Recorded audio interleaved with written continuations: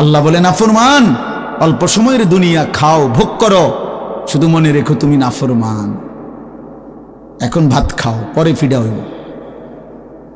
কবরের প্রথম ঘন্টায় আমি বুঝাই দেব আমি মালিক কেমন। কাল্লা সাউফা তা'লামুন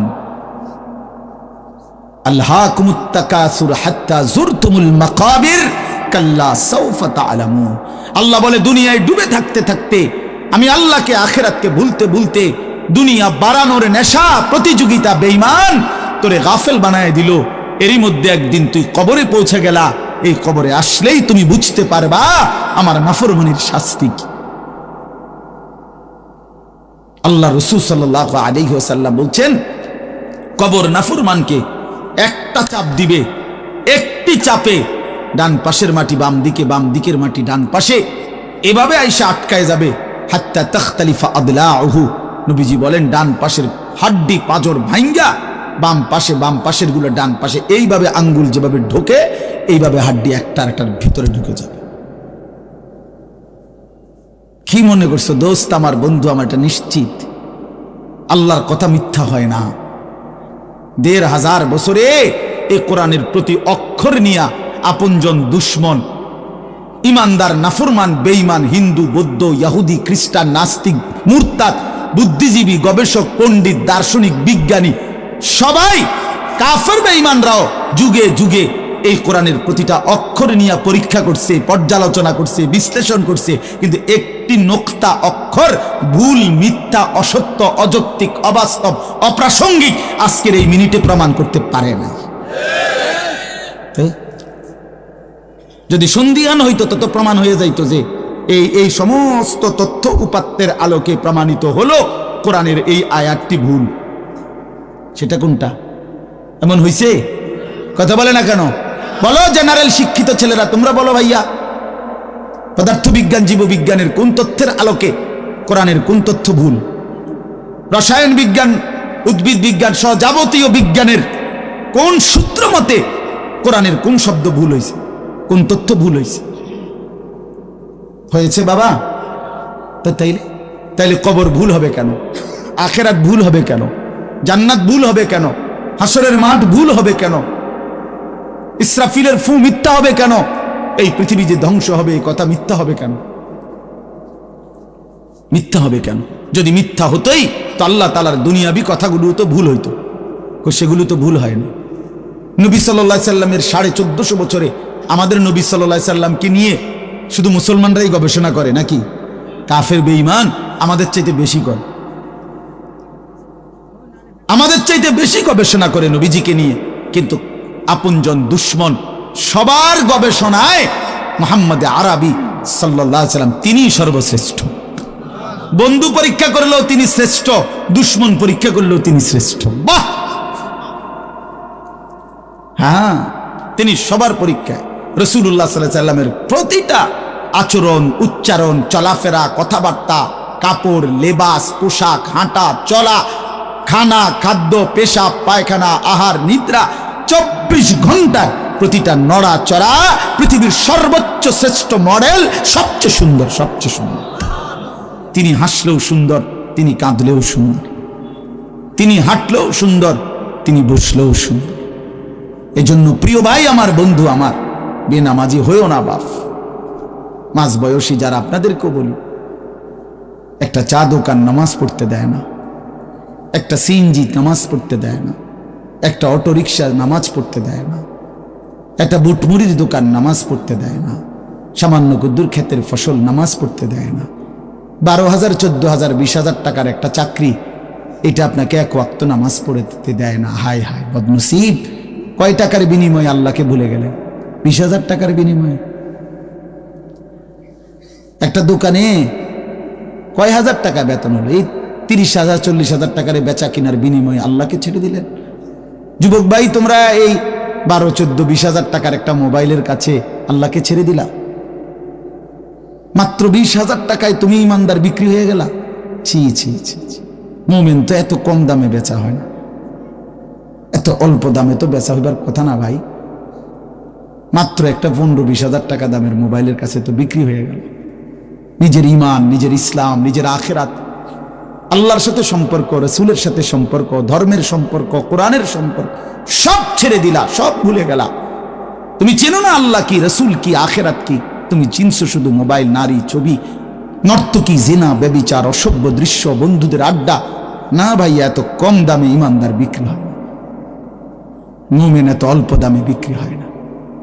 হ্যাঁ, 54 বছরের যেই জালেম স্বৈর শাসক বাপ ফুতে মিলে, সিরিয়ার ওই জালেম স্বৈর শাসক ফ্যাসিস্ট, যে 54 বছর ধরে হাজারো লক্ষ মুসলমানের রক্তে জমিন ভাসাইছিল, কারাগারের অন্ধকার প্রকোষ্ঠে আটকায় রাখছিল, মুসলমান ইমানদারের রক্তের আহাজারিতে আল্লাহর জমিন কাঁপতেছিল।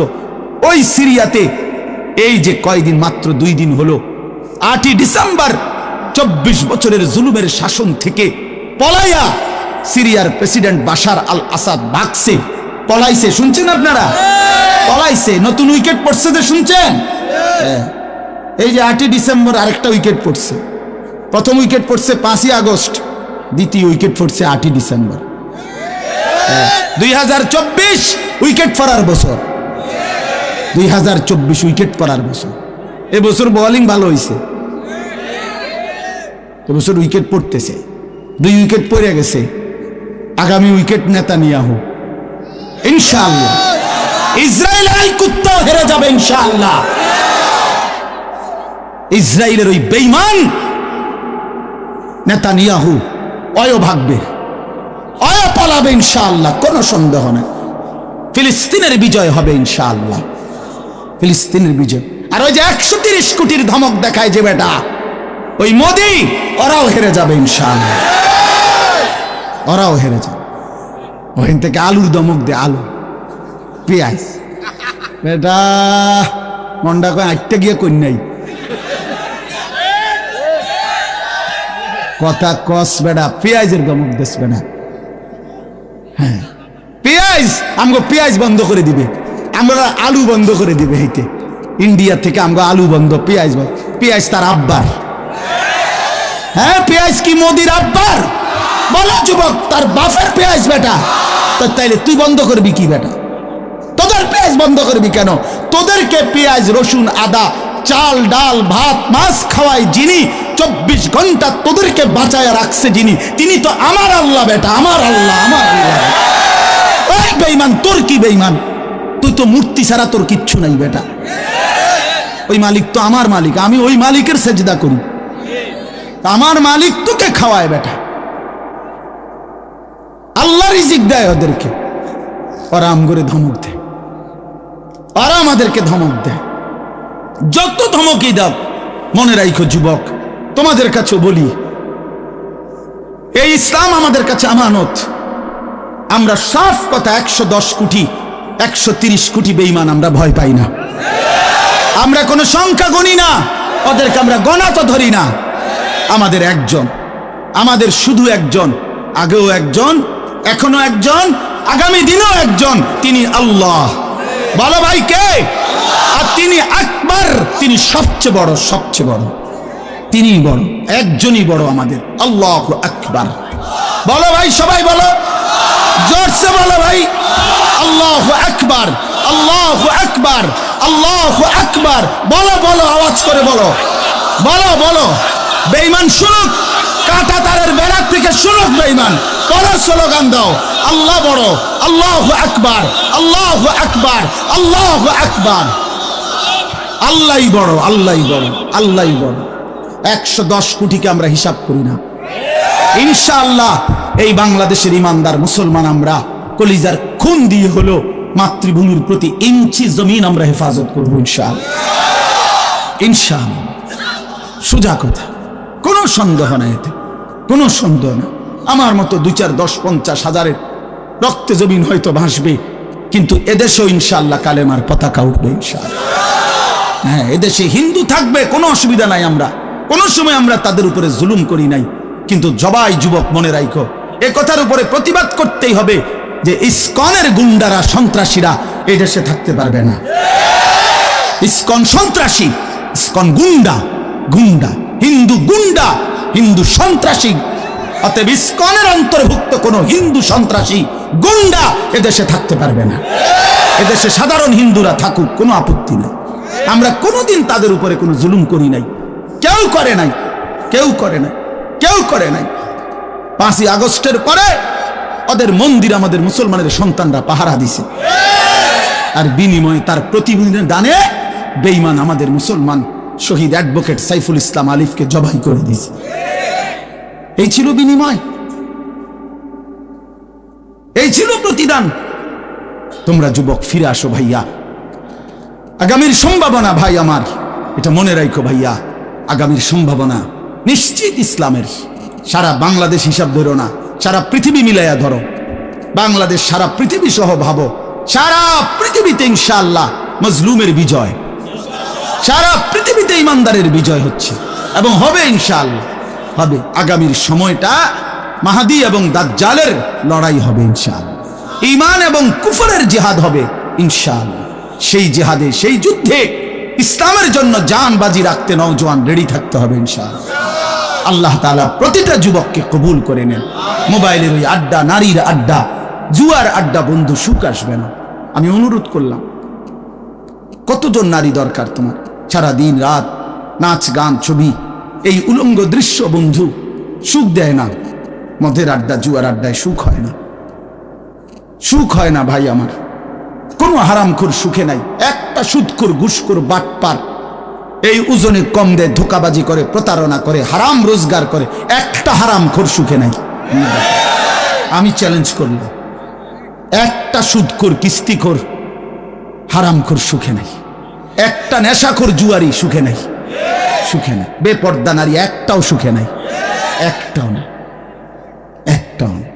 রূপ যৌবনের ফেরিওয়ালা, রাস্তায় ফেরি করে যারা, নিজের যৌবনের, নিজের রূপের এই অসৎ নারী কোনোদিনও সুখ পায় না। সুখ, সুখ, সুখ, শান্তি, তৃপ্তি, দিলের স্বস্তি, অন্তরের প্রশান্তি আল্লাহর কসম আল্লাহকে মানার মধ্যে, সিজদার মধ্যে। হাদিসে আছে আল্লাহ তাআলা বলছে, বান্দা তুমি যদি আমার বন্দেগীর জন্য সময় দাও, আমি ওয়াদা দিলাম মালাতু সাদরাকা গিনান, আমি তোমার অন্তর ধনী বানিয়ে দেব, দিল খুশ করে দেব। হ্যাঁ হ্যাঁ, প্রয়োজনে থাইকো কুড়ে ঘরে, চাটাইয়ের মধ্যে থাইকো, তারপরও আমি আল্লাহ দিল খুশ করে দেব। এই জন্য গুনার মধ্যে তৃপ্তি নাই, আল্লাহর নাফরমানির মধ্যে তৃপ্তি নাই। সবাই ছেলেরা ভাইয়া, অনেক ছেলে মাশাআল্লাহ, অনেক নওজোয়ান। প্রিয় ভাই, তুমি ফিরে আসো, তুমি নামাজ পড়ো, তুমি নামাজ পড়ো, তুমি আল্লাহকে রাজি করো। মোবাইলের আড্ডা, জুয়ার আড্ডা, নারীর আড্ডা ছেড়ে দাও। যে চাহিদা আল্লাহ দিছেন, আমি প্রতিদিন বলি ভাই, এই বলতে বলতে ক্লান্ত হয়ে গেছে। যে চাহিদা আল্লাহ দিছেন, সে চাহিদা পূরণের ব্যবস্থাও আল্লাহ রাখছেন। তৃষ্ণা যিনি দিছেন, পানি তিনিই দিছেন। যিনি ক্ষুধা, খাবারের চাহিদা দিয়েছেন, তিনি হালাল খাবারের ব্যবস্থাও রাখছেন। ঠিক লজ্জাস্থানের যে চাহিদা, এটা আল্লাহ তাআলাই দিয়েছেন, সেটা পূরণের জন্য হালাল স্ত্রী আল্লাহই ব্যবস্থা রাখছেন। তুমি ওয়েট করো, অপেক্ষা করো, কুত্তার মতো হইও না। সারাদিন বেডি, নারী, ছবি, না, এটা তো জানোয়ারের স্বভাব। মাথালুহু কামাথালিল কালব ইন তাহমিল আলাইহি ইয়ালহাস আও তাতরুকহু ইয়ালহাস। আল্লাহ বলছেন নাফরমান কুত্তার মতো। সরাসরি কোরআন শরীফের আয়াত। রাগ করার সিস্টেম, রাগ করে যাবেন কার লগে রাগ করবেন? হ্যাঁ, হুজুর এত বড় কথা না, হুজুর এত বড় কথা কইছে না, আল্লাহ বলছে। সহ্য হয়নি আপনার? কার লগে রাগ করবেন আপনি? আল্লাহ বলছে ফামাসালুহু কামাসালিল কালব, নাফরমান কুত্তার মতো। কালব অর্থ কি? কুকুর। ইন তাহমিল আলাইহি ইয়ালহাস আও তাতরুকহু ইয়ালহাস, মানে কি? আল্লাহ বলছে তার উপরে যদি বোঝা চাপায় দেয়, তাইলেও সে জিহ্বা বাইর করে দেয়, আর যদি বোঝা সরায় দেয়, তারপরেও জিহ্বা বাইর করে দেয়। লুভিয়ে থাকে, জিহ্বা বাইর করে থাকে। তার মানে তার তামাম দুনিয়া দিলেও সে আরো দুনিয়া চায়, আবার না দিলেও এই আফসোসে করে। তো তৃপ্তি হলো কই? তৃপ্তি হলো কই? দুনিয়া তৃপ্ত করে না, দুনিয়ায় তৃপ্তি মিলে না বন্ধু। এটা তৃপ্তের জায়গা নয়, এটা তৃপ্ত হওয়ার জায়গা নয় বন্ধু। আল্লাহ তাআলা কোরআনে ওয়াদা দিছে, বান্দা জান্নাতে আইসো, তোমার আমি তৃপ্ত করে দেব। সুখে ভরে দেব। মা তাশতাহি আনফুসুকুম, যা দিল চাইবে বান্দা আমি সব দেব। তোমার চাওয়া শেষ হইলে ওয়ালাদাইনা মাজিদ, আমার কাছে আরো অগণিত আছে কোটি কোটি নিয়ামত, যেগুলো তুমি নামও জানো না, চিনো না বান্দা। তুমি চাও নাই, আমি আল্লাহ নিজের থেকে আরো কোটি কোটি দেব। তুমি আইসো বান্দা, তুমি জান্নাতে আসো, তুমি সবর করো, অপেক্ষা করো। আল্লাহ আমাকেও বুঝার তৌফিক দান করেন, সবাইকে বুঝার তৌফিক দান করেন। আপনাদের এই মাহফিল আমি শুরু থেকেই বললাম কষ্টের আয়োজন। কষ্ট করে ভাবেন, নিজের ফিকির করেন, নিজের ভালো নিজের কল্যাণ ভাবতে শিখেন। আমি যে আয়াতগুলো পড়ছি এবার তর্জমা শুনেন, তাইলে আমার কথা শেষ। আয়াতগুলো মূল বক্তব্য হইল আল্লাহ তাআলা বলছেন এই পৃথিবী একদিন শেষ হবে, হাসরের মাঠ কায়েম হবে, মানুষগুলোর দুইটা অবস্থা হবে, কিছু আমার প্রিয় বান্দা হবে, কিছু নাফরমান বান্দা হবে। আল্লাহ তাআলা এই কথাটা খুব গুরুত্ব দিয়া কোরআনে বুঝাইছে, বান্দা এই রং রসের এই সৌন্দর্যময় পৃথিবী তোমার কাছে যত লোভনীয়ই মনে হোক, আকর্ষণীয় মনে হোক, তবে এটা নিশ্চিত যে তুমিও থাকবা না, দুনিয়াও থাকবে না। এই কথাটা মনে রাখো বান্দা। এটা যদি মনে রাখতে পারো তো জিন্দেগি সুন্দর হবে, জীবন সুন্দর হবে। এই জন্য কোরআনুল কারীমে আল্লাহ তাআলা খুব এই কথাটা বুঝাইতে চাইছে, বান্দা এই এত সুন্দর পৃথিবী দেখে তুমি যতই বিমোহিত হও, মুগ্ধ হও, তো মনে রাখো এটা থাকবে না, আমি একদিন ভেঙে ফেলব। ইজাস সামাউন ফাতারাত, আসমান ভেঙে চুরচুর হবে। ওয়া ইদাল কাওয়াকিবুন তাসারাত, তারকারাজি খসে খসে পড়বে। পাহাড়গুলো উঠতে থাকবে তুলার মতো। ওয়া তাকুনুল জিবালু কাল ইহনিল মানফুশ ওয়া বুসাতিল জিবালু বাসসা, পাহাড়গুলো তুলার মতো উঠতে থাকবে। সাগর নদীর পানিগুলো টকবক করে উতরাইতে থাকবে। মা তার কোলের বাচ্চাকে ছুঁড়ে ফেলে দিবে, গর্ভবতী নারীর বাচ্চা নিজে নিজে বের হয়ে যাবে। সব মানুষ পাগলের মতো মাতালের মতো হয়ে যাবে। ইসরাফিল ফু দিবে, জমিনের মধ্যে ভূমিকম্প শুরু হবে, বিকট শব্দে আওয়াজ হবে। আল কারিআতু মাল কারিআ। আল্লাহ তাআলা এই কথাগুলো বহুভাবে বহু আয়াতে বুঝাইতে চাইছেন, বুঝাইয়া বলছেন, বান্দা একদিন তুমিও শেষ হবা, আমার এই সৃষ্টি জগৎ শেষ হবে, হাসরের মাঠ কায়েম হবে। তো এখানেও আল্লাহ তাআলা বলছেন, কাল্লা ইদা দুক্কাতিল আরদু দাক্কান দাক্কা, সাবধান বান্দা, মনে রেখো এই জমিন একদিন চূর্ণ বিচূর্ণ হয়ে যাবে। কি হবে বলেন না? ওইখানে একটা কথা আছে, লম্বা কথা।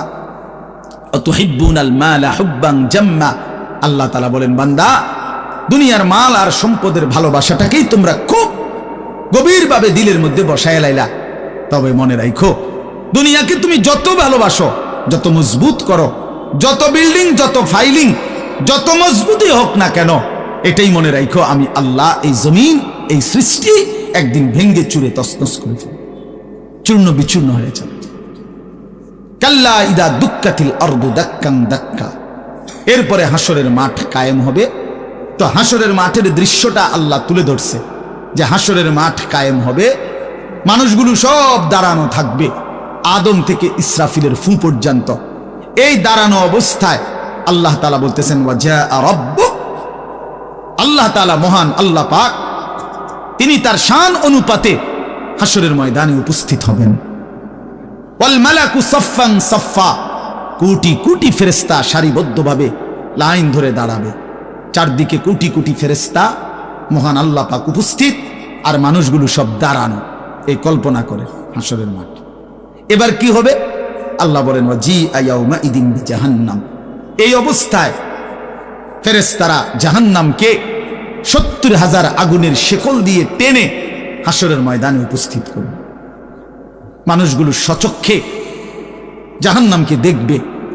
জাহান্নাম একটা বিকট তারা আগুনের গর্জন, তীব্র আগুনের যখন একটা গর্জন উঠবে, আল্লাহর কসম নবী বলছে, পুরা হাসরবাসী তখন চিৎকার দিয়া বলবে, ইয়া রব্বি নাফসি নাফসি, আয় মাওলা আমাকে বাঁচান, আমাকে বাঁচান। এই প্রথম হাসরবাসী কথা বলবে। তাফসিরে আছে, হাদিসে, মানে প্রথম চুপচাপ দাঁড়ায় থাকবে, কিন্তু জাহান্নামকে যখন দেখবে, জাহান্নামের চিৎকার যখন শুনবে, তখন পুরা হাসরের ময়দানে চিৎকার উঠবে, ইয়া রব্বি নাফসি নাফসি, আল্লাহ আমাকে বাঁচান। নবী সাল্লাল্লাহু আলাইহি ওয়াসাল্লাম বলেন, আল্লাহ তাআলা ফেরেশতারা যেন দেখায় দিবে ইব্রাহিম আলাইহিস সালাম